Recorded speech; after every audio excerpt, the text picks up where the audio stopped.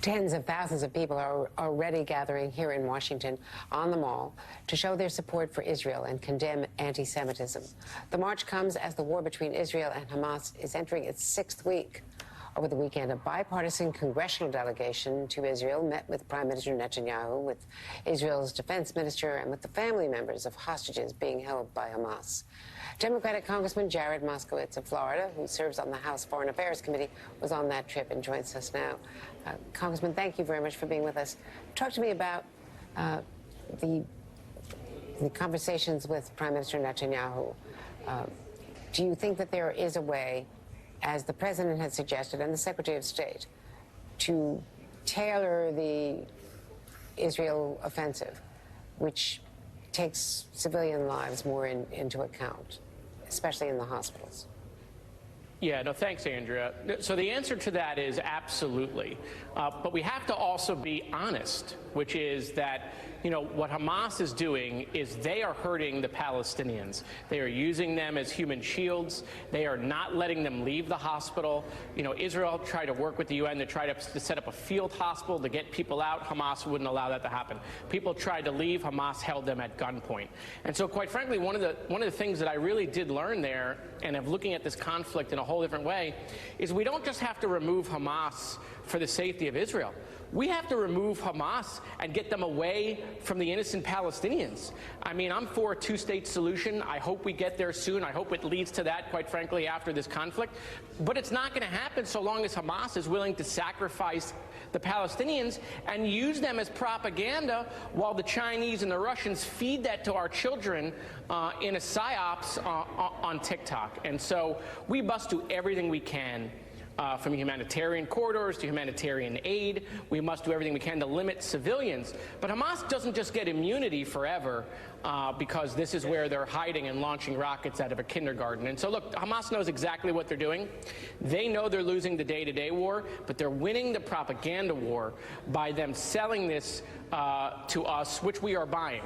They're lying about the numbers. What they don't tell you in the 11,000 number they've put out is that includes thousands upon thousands of Hamas terrorists that have been killed. And so I hope this comes to a conclusion soon. The president has been doing a fantastic job, President Biden, trying to balance, obviously, removing Hamas and having humanitarian aid for the Palestinian people. I think you can do both, and Israel needs to do everything it can under the circumstances that Hamas has put not just Israel but the Palestinian people in.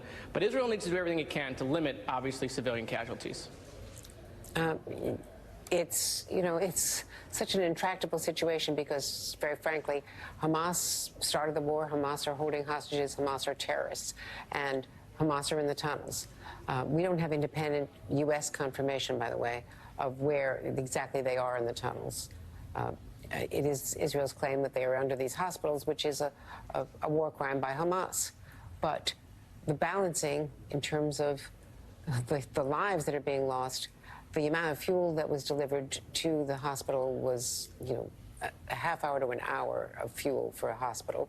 And the field hospital is a notion that a field hospital is not going to replace. These are state-of-the-art hospitals. Gaza had very good hospitals, which were built with international help. So you're not going to build a field hospital that has sophisticated operating theaters and cancer wards, which are now all gone. I mean, that is part of the tragedy. Let me ask you about the aid, because this short-term continuing resolution, this two-step continuing resolution, is a clean bill, which is what Democrats wanted. It doesn't have deep cuts, but it doesn't have the money for Israel or Ukraine. Do you think that keeping the government open without dealing with those two wars is going to eventually jeopardize getting the money for Israel and or Ukraine? Well, look, I voted for the first aid package, Andrea, which was, which was a disaster. The speaker decided to, condition foreign aid. And it being someone from Florida, I was extremely worried about the fact that we might condition future disaster supplementals. That's what the speaker decided to do. He decided to politicize us. He decided to divide us. Rather than having 400 people on the House steps helping Israel in their greatest time of need, our #1 ally in the Middle East, he decided not to do that and divide us. And now we don't have any aid for Israel. They don't have the Iron Dome additional, batteries that they need. They don't have additional projectiles they need to shoot the rockets down, all because Speaker Johnson decided to politicize it. But we have to keep the government open to do foreign aid. And so that's why I do think it's important to keep the government open. Obviously, our leadership is working on that. It appears Speaker Johnson is going to lose a lot of Republicans again, right? This is exactly what Kevin McCarthy tried to do. He tried to keep the government open. Democrats agreed we should keep the government open, and then they removed him. Are they going to remove Speaker Johnson for doing the same thing? I mean, we'll have to see. But there is no doubt in Israel's greatest time of need, the Speaker must put a clean bill for Israel aid on the floor. Congressman Jared Moskowitz, thank you very